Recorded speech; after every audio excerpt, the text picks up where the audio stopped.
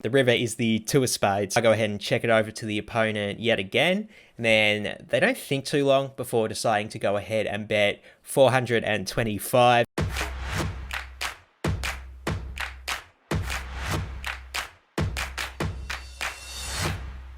Hey YouTube. G'day poker people, welcome back to the vlog. It's currently about 6 p.m. on a Monday evening and I've been invited to yet another Melbourne home game. It's actually one we've vlogged from before. If you remember that game with all those double board PLO bomb pots and button bounty, it's that exact one. I'm super keen to get back in the action. It was so much fun last time, hoping for a repeat tonight.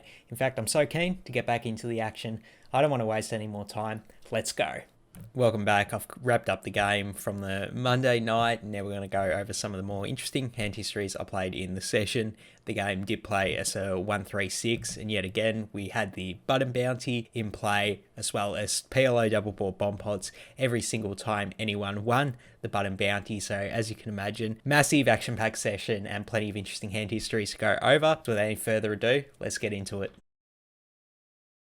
First hand up, the under the gun raises it to 18, the button calls, then I'm in the straddle with 10-8 offsuit. Usually I would just go ahead and fold this hand. It's probably going to be a negative EV to call with this hand and go multi-way out of position, but having said that, we're in a fun, friendly home game and I'm pretty happy to give some action back and this is a pretty good spot to do so as we can play this hand getting a cheap price. So I do actually decide to throw in the call here. So we go three ways to a flop of ace 10-8 with two diamonds. Absolutely beautiful flop for us. Still going to go ahead and check it over to the pre-flop aggressor, and then he does go ahead and bet 23, and then the button goes ahead and raises it up to 60. The action's on me here and kind of loving the way things are developing here. Sure, we do lose to ace 10, pocket 10s, which both the opponents have, as well as pocket 8s, but we can't be too scared about the monsters under the bed here. We really do want to inflate the size of the pot, especially when we're out of position where just calling is kind of inefficient anyway. I do decide to go ahead and rip it all in for about 300 effective with under the gun and 150 effective with the button villain. The under the gun player folds pretty quickly and then the button folds as well. I was actually pretty surprised to not get a stack off with the button at least, but happy to take down the first pot of the session. Next up, the hijack open limps, and then the action's on a very loose aggressive cutoff. He goes ahead and raises it up to 25. Now, I'm on the button. I have $20 on the button bounty, and I look down at Jack 8 offsuit. And in this spot, with a hand like Jack 9 offsuit, the plus EV play probably is to just fold, but I decide to get a bit saucy here. I 3-bet it up to 75, mostly just because I know the cutoff's opening with pretty much any two cards, so I'm really not worried about them, and I think I can get a lot of folds here, not only take down their bet, but also take down my button bounty. Jack 9 offsuit, not the best hand you could be using it with, and I'm going to be doing it with a very, very high frequency at this point, but I do decide to go with it in this spot. I raise it up to 75, and then the same player that was the under the gun in the previous hand, they decide to rip their stack all in for about 180. The action folds back round to me, and not really liking this situation. I do think the under the gun's players range is very strong here. Considering the price we're getting, like, we kind of just have to call off. We have very good equity against a hand like ace king or ace queen, which I think the range is going to have a lot of. Don't have such good equity if they do have an overpair, but I think getting such a good price, especially with the overlay of the button bounty and the fact that the cutoff and the straddle folded, kind of feel like we just have to call getting such a good price with Jack 9 offsuit. And we do receive some bad news when the opponent shows pocket aces. You can see the run out there live. We're just looking to hit a 10 to crack some aces. And then the river's the 5 diamonds, so the opponent is going to scoop us there. Yeah, so I do think it is a good spot to be 3-betting light on the button, and we did get a fold from the cutoff, but very, very unlucky that the big blind did actually wake up with the literal nuts. Pretty unlucky on this hand. Next hand up is the craziest variant of poker I've ever played. PLO double board bomb pot time. I look down at King 9 6-6 with one club draw, and I'm going to throw the flops up there. You can see on the first board we have a club draw as well as bottom set. On the second board we don't have much except for a gut shot and a backdoor flush draw, and then straight away the small blind decides to lead out pot. The under the gun calls, and then the action folds around to me in the hijack. I do actually decide to call here. I do think maybe there's some merit to raising our set to try and get a bit of protection / value from hands that are weaker on the top board but stronger on the second board. But honestly, I do think that'll be an overplay. The chances that someone has a stronger set than me, pretty likely, especially when we do get all in, and I'm sort of relying on a 9 high club draw. Can't be folding either when we do have a hand this strong, in my opinion. Like I've said before, I am admittedly a fish in these double board PLO bomb pot games, so maybe there is more merit to folding that I'm giving credit for, but I do decide to call in game. And then the cutoff calls as well. So we're still 4 ways to 2 different turns. The first turn is the 4 of clubs giving us our flush, and the second board is the 9 of hearts giving us a pair. So the action actually checks round to me. I'm just thinking about what I should do here. Not really sure if I need to bet this hand to try and get value with my flush. Not really sure if that's an overplay though, when opponents can still have stronger flushes, and pretty sure I'm still behind on the second board as well. But before I actually make a decision, the cutoff checks out of turn. Now I think this is very interesting because I know all the other players have checked. I actually think it's pretty unlikely that one of them has a stronger flush. I definitely think a stronger flush would want to bet when they do have the top board so locked down. So I think it's a good spot to go ahead and bet myself, try and get value, or even potentially bluff people off of stronger hands on the second board when they're drawing dead on the first. So I decide to go ahead and pot it for 350. Then the action's on the cutoff, and they start to think for deciding to call all in for about 280. Then the action's on the next player, and they decide to rip their stack in, call the all in for about 130. We've got a 3-way all in. So we go to 2 different rivers. The first is the 3 of hearts, and the second is the 8 of diamonds. So that's really good for us because we actually river a straight on the second board, and everyone ends up showing what they have. The under the gun player they only have top pair on the first board, so we beat them there. And the cutoff had pocket kings, so they actually flopped a set on the first board, and we ended up sucking out on them with our flush. And on the second board, under the gun had the nut flush draw as well as ace 9, so they had us out kicked on the river, but we do beat them with our straight on the second board. Unfortunately for us, the cutoff has jack 10, so they actually have the nut straight on the second board, so they're going to get half of the pot, and I'm going to get the other half of the pot with my flush on the first board. All things considered, pretty happy with the result that we do end up chopping the cutoff stack as well as the initial money from the bomb pot, so pretty good result for us and starting to run good in this session.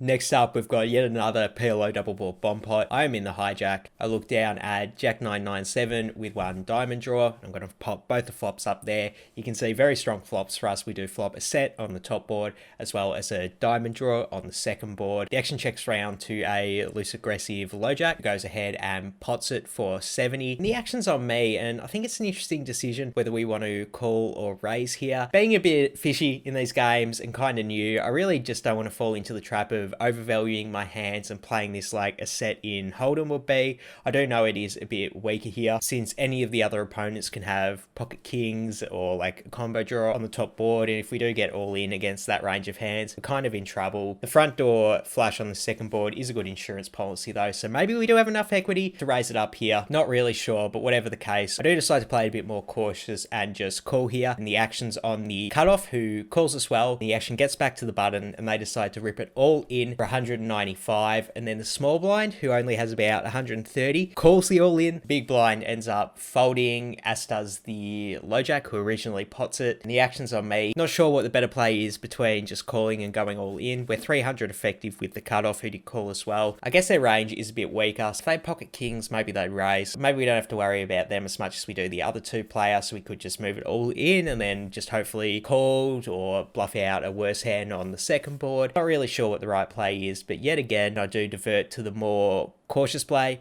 with my inexperience, and I do just decide to call the 195. And then the action's back on the hijack, and they hit the tank for like pretty long time, probably like a minute or so, before eventually deciding to rip their stack all in for the 300. So the action's back on me, and I mean, pretty concerned that either of the other 3 players could have us beat, but getting such a good price with a set and a flush draw, I don't think I can go anywhere, so I do end up snap calling the 300. So we do get to see the run out. The first turn is the 10 of clubs. The second turn is the 8 of diamonds. So we do make a flush on the second board, but we do lose some straights now on the first board. The first river is the 2 of hearts, and the second river is the king of clubs. Everyone ends up showing their cards. The button, who originally went all in, they have pocket queens. They had top set on the second board, but we do get out with our flush there. The small blind had pocket eights, so they actually had a worse set than us on the first board, and we don't actually end up seeing what the other two cards are, because when I show my flush and set on the top board, the cutoff ends up mucking. They were not happy to see that I did have a stronger hand, just getting a vibe from them that they weren't too happy with that hand. And then the small blind ends up mucking their other two cards. And I actually end up scooping this massive 4-way all-in PLO double board bomb pot with my flash and with my set. Like, goddamn, I'm running good. Like, how, with so many cards, how do I end up scooping this massive pot? Definitely one of the hottest hands I've ever ran. I mean, what can I complain about? This is an absolute hot streak this session. Next hand, I'm under the gun with ace-4 of hearts.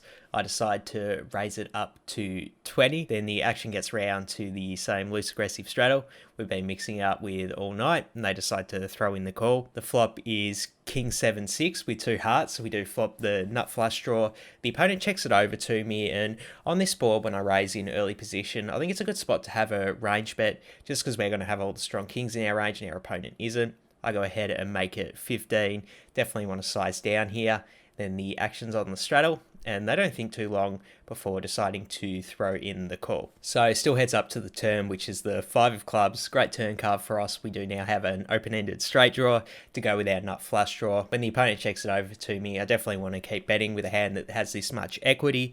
I think a lot of my opponent's floats on the flop are going to be stuff with like gut shots and even some pocket pairs like pocket 8s, pocket 9s, which are probably just going to have to go ahead and fold if I use a really large sizing here when I still have all the strong kings in my range. I really don't expect to get folds from King X, and I think some worse flush draws, definitely stuff that has like gut shots and stuff, will call as well. There is some merit to being a bit cautious here though, when my opponent can definitely have a turn straight, so if we do get any resistance from this point, be tricky, and I do think I should be checking behind some of my nut flush draw hands, but when we do have the open-ended straight draw to go with it, so much equity, I think we just have to go ahead and bet. I decide to make it 60.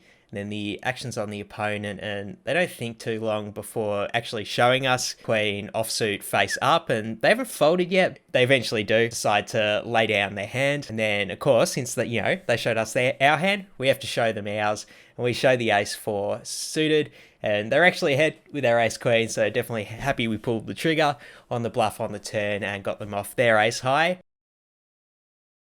This next hand was actually just a straight 1-3. The straddle wasn't on this hand.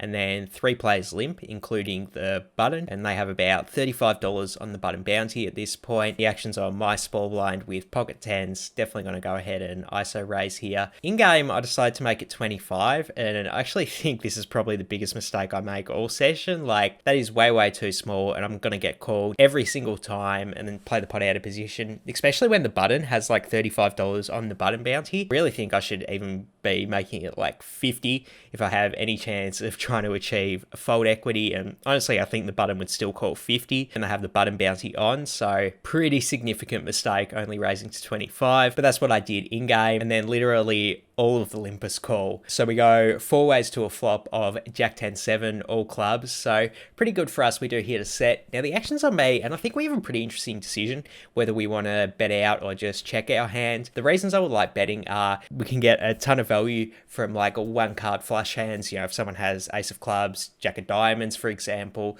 like we can get value from those hands now, or potentially even deny equity to, you know, if someone has like pocket 6s with 1 club, we can either get value or deny equity from that hand. Both results we're pretty happy with, but being out of position to 4 opponents who honestly all have a lot of flushes in their range, kind of would rather just check it over to them, play a bit of pot control, and potentially let them try to represent a flush themselves, especially with a very loose aggressive player on the button. So I check, and the action's on hijack, and they go ahead and bet out 55, and then the cutoff calls the 55, button folds, and the action's back on me, and I think I just have to call here.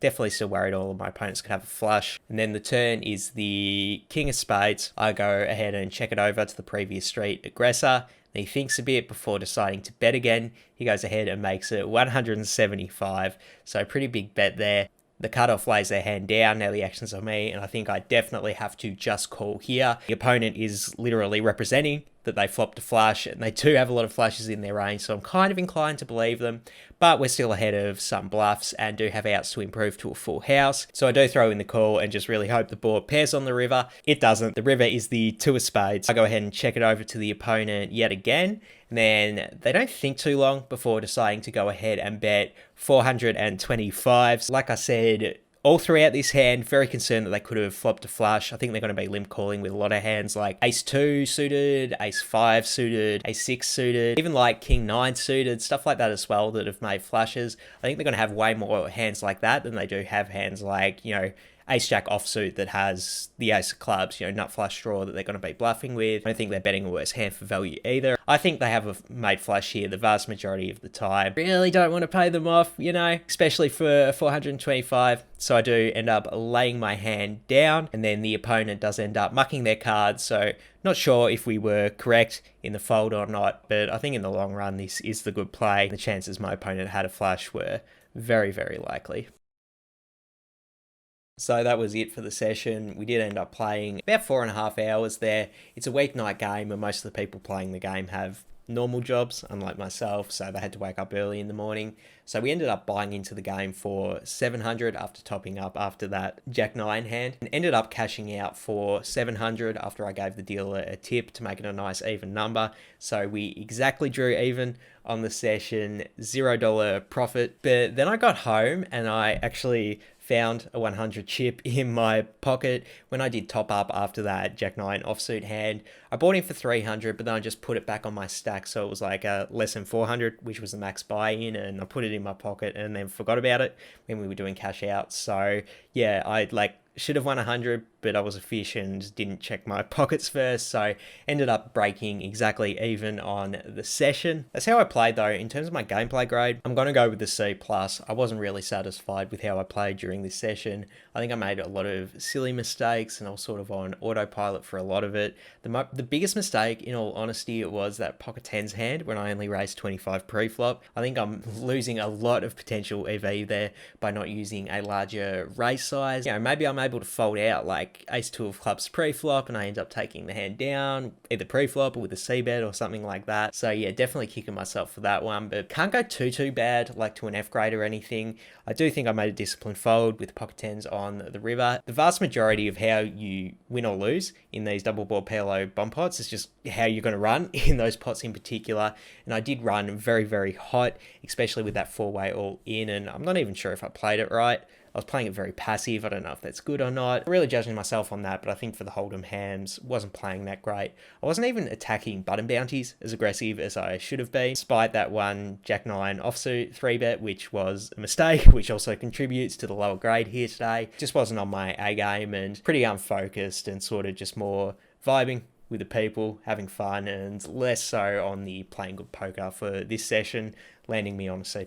That's going to wrap it up for today. Thank you so much for sticking all the way to the end of the vlog. That really does help my channel's analytics, and I do appreciate it. If you haven't already, hop in the comments below and tell me what you think of the different individual hand histories. Always love having a strategy discourse with the people who watch these vlogs, and for now, I'm out of here. Peace.